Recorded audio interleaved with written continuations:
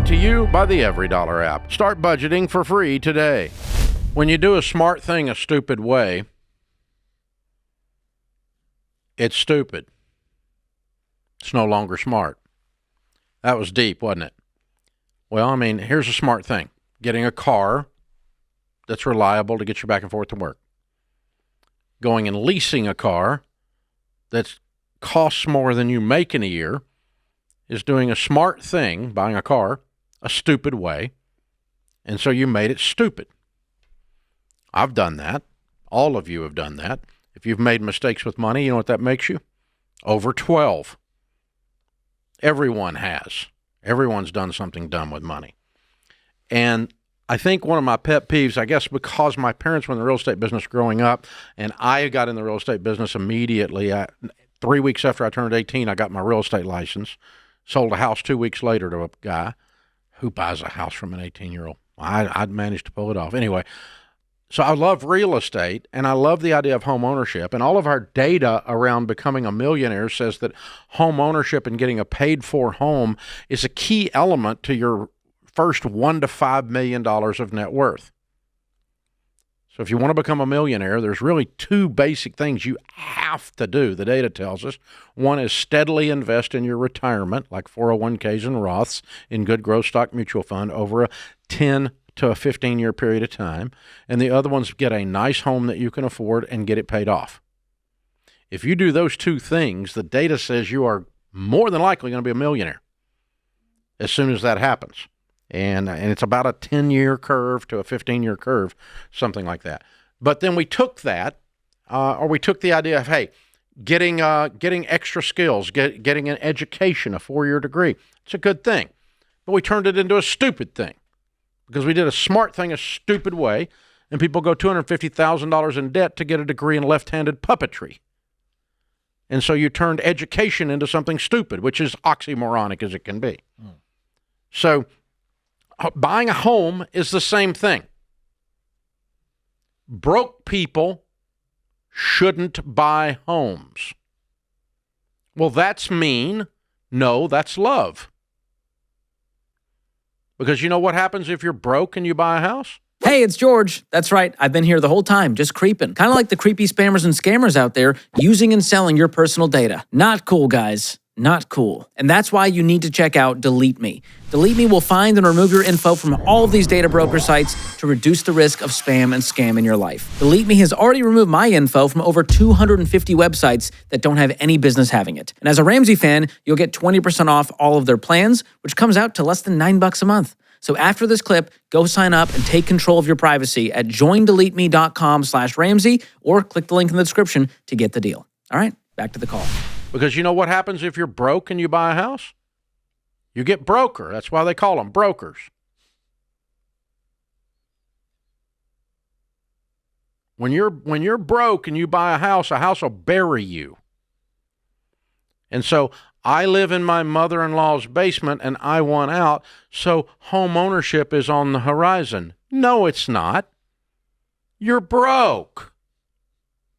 So you've got to work and start getting yourself out of debt, build some savings, and get yourself up on solid ground before you buy a house. Otherwise, the house is going to snap your neck. It's going to crack the whip on you. So buying a home is not a blessing when you're broke. If you are living in your mother-in-law's basement and you want to be free, I don't blame you. Go rent a one-bedroom apartment. This is what normal human beings do. They don't go buy a $500,000 house with a cosigner. Let me tell you, if you have to borrow money to do this stuff, you shouldn't be doing it. If you're going to borrow money to buy a house, a 15-year fixed with no cosigner is the maximum we're going to do. But cosigning is straight up dumb. If you have to get a cosigner, it's because you're broke. It's because you're not credit worthy. The bank who loves to lend money more than my dog loves to eat, which is a lot. The bank loves to loan money more than anything else. They want to loan money. And if they won't loan you money, it's because you don't need to be borrowing money. Hello. So Proverbs, and it's even in the Bible, Proverbs 17:18 says, one lacking in sense cosigns for another. If you look it up in the CEV, the Contemporary English Version, it says, if you cosign for someone else, you're stupid. That's what the Bible says. Wow. So don't be buying a house because always buying a house is a good idea. Always going to college is a good idea. No, it's not. Going to college is very smart if you know exactly what you want to do and you're studying to do that thing, and it is a thing that doesn't have you end up being a barista. A failed college student that got a degree in something that's absolutely nuanced and worthless. And you've got a freaking master's degree in it, which makes you double stupid. Same thing buying a house. Let's go buy a house in a way that the home becomes a blessing. So you're out of debt, you have your emergency fund in place, you take out a 15-year fixed rate loan where the payment is no more than a fourth of your take-home pay. And if you and you don't need a cosigner. That's it. That's it. And then you're ready to start talking about buying a house. Until then, the house is not a blessing. It's going to snap your neck like a twig, man.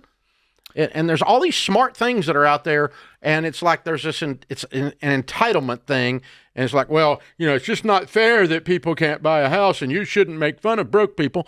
Well, good God, I've been broke people a couple times in my life, and I've decided I don't like it, so I'm not going to do it anymore. I'm going to do what it takes to not be broke people. I'm going to work like a maniac, save like a maniac, and not spend like I'm in Congress, and have a plan. And execute. And, so it's the same thing with a career. It's always smart to be a doctor. No, it's not. Yeah. If you hate being a doctor, that's a dumb idea. My dad always wanted me to be a doctor. That's a dumb reason to be a doctor. I don't want to be your patient. No, thank you. And so we do these smart things in dumb ways, and they destroy our lives because people put them in the bucket as no matter what the cost, it's worth it to own real estate. It's worth it to go to college. No, it's not. Yeah. No, it's not. You think about that last call, that young couple, of course they're miserable, living with a set of parents, or in one case, a set of in-laws.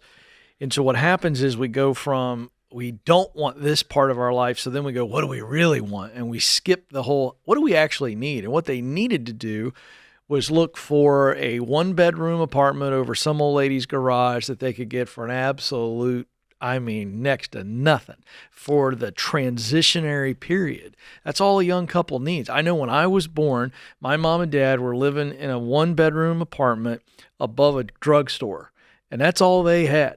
And I was okay. I'm messed up for completely different reasons, but not that one. Yeah. And I just think that there needs to be this exercise on what do we need? What we need is 4 walls and a roof, and it's okay to rent. And that's the crux of what you're talking about. Everybody wants the house, and so we suspend logic because of desire.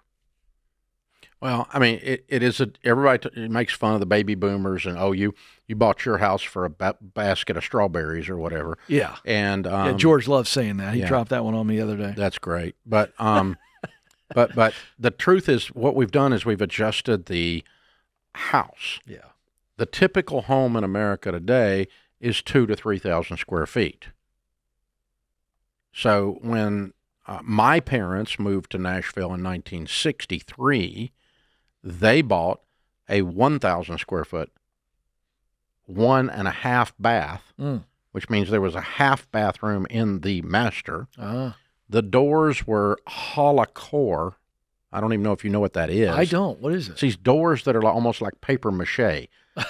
Like in a movie when they bust through the door, it's so thin. It's a couple of tiny pieces of wood with some other stuff. That's kind of what they were. And so, there was zero privacy in this house. Yeah, right. You could hear, it's a tiny little house to start with. And I spent the first 16 years of my life in a 1,000 square foot home, 1.5 baths, 3 bedrooms. And the bedrooms, you could put most of the house in this studio right here. Yeah. But if you ask somebody to move into that today, no.